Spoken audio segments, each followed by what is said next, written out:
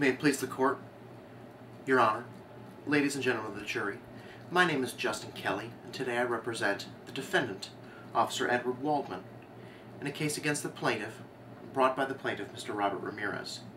Mr. Ramirez's attorney has gotten up here and he's told you their side of the story, of what happened December 7th, 1996. But the issue with Mr. Ramirez and his attorney's story is that it's a work of fiction. Now, like any good work of fiction, some elements of the case are based on fact and on truth. And this case is no exception. There are elements of Mr. Ramirez's case that are true. But the embellishments, character development, the events and actions of certain individuals, publishers and writers take a little bit of liberty with those. And again, Mr. Ramirez and his attorney have done so in this case. Now, in this case, my client and his partner, Officer Morris Levy, on the morning of December 7th, were out on patrol doing their job. That's an element of truth. Mr. Ramirez's attorney has admitted to this. He's also admitted to the fact that his client had been out drinking the night before, and the evidence will show, and the testimony from the plaintiff himself will show that he had approximately 6 or 7 drinks in a very short time period, only a couple of hours, well above the limit for intoxication. Mr. Ramirez also admits to coming upon my clients in his car driving while intoxicated. There were horns honked, lights flashed. All of these are stipulated, per se, by the parties. But at this point, the publishers and the writers have given you the setup. They've developed the characters a little bit. They've shown you a little bit of background as to their motives or their intentions. And now you get to the meat of the story. And again, Mr. Ramirez brings his fiction writing level to a new high. Not only does Mr. Ramirez say that my client shot him in violation of excessive force of this police policy, but he says that he was shot in the back unarmed as he was trying to get up. Ladies and gentlemen of the jury, this is pure fiction. This is not based on truth. This is not based on any element of reality. The fact of the matter is that as Mr. Ramirez got out of his car and began struggling with Officer Levy, my client was faced with a serious question. What was he to do? The climax of the story is, how does the hero react in the intense situation wherein he is placed at the moment? Should he delay or start to intervene, or should he wait and see what happens? Should he watch from the sidelines, or should he get involved? Now, as Mr. Ramirez approached the officer's vehicle, Mr. Waldman's partner, Officer Levy, got out of the vehicle, identified himself as a police officer.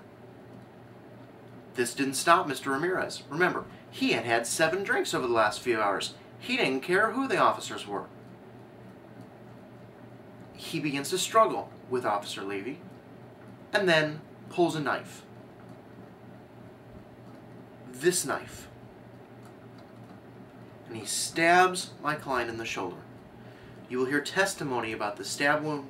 You will hear testimony from doctors regarding Mr. Ramirez's gunshot wound. These elements are facts. But the knife wound is a fact omitted by the plaintiff. They don't want to put any responsibility or culpability on their client.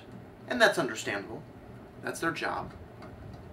But their job is also to captivate the audience and to direct their writings for the readers. What does the reader want to hear? The reader, in most fictions, want to hear there's a good guy and a bad guy, and the good guy triumphs at the end and usually gets the girl. Now, there's no girl in this case. But when Mr. Ramirez stabbed Officer Levy, the hero in this case, Officer Waldman, was faced with the decision. Should he delay, as the plaintiff's attorney would have you wish him to, or should he defend the life of his partner? Because for Officer Waldman to delay, it would have been certain danger or serious bodily harm to the life of his partner. And in this instance, the Chicago Police Force policy on the use of deadly force states that an officer may use deadly force and is necessary when it is to prevent death or serious bodily harm to himself or another. And that is exactly the situation in which Officer Waldman found himself. It was necessary to prevent death or serious bodily harm from the life of his partner. And so rather than delay, rather than wait, we didn't know if once Ramirez got done with Levy, if he would come after Waldman. He fired. He fired to save the life of his partner. Now, in most fiction stories, if there's a good guy and a bad guy, and the good guy wins at the end, they ride off into the sunset, or they have a parade. The hero is thanked, and he's sent on his way to continue doing his job, to continue the life and the protection that all of us need. In this case, we ask that you allow Officer Waldman to go back to his life and protecting the lives of the rest of us here in the city of Chicago.